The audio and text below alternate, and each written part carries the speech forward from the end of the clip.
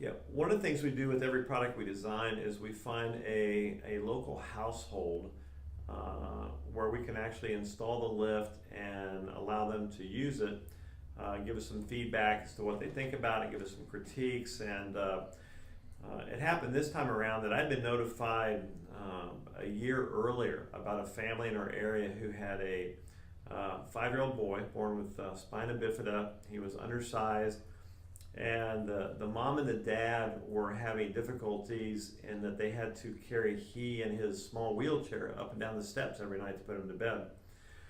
So a friend of mine made me aware of this, and he said, if you ever develop anything, you might keep them in mind. So we contacted them upon getting the first unit done, and they had been trying to raise money to get some sort of lift, even having him do some stuff called wheelchair art, where he'd drive his wheelchair on some papers and do some things like that.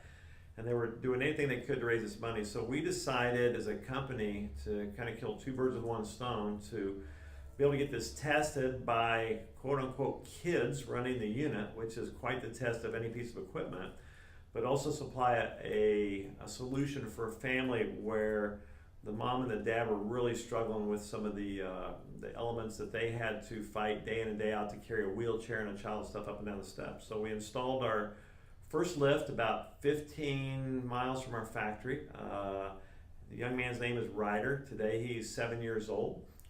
He still operates the elevator on his own. He's able to, we got the elevator installed, he was able to go up and then ride his wheelchair into his brother's bedroom and play around, and had a freedom then to go upstairs and downstairs whenever he wanted.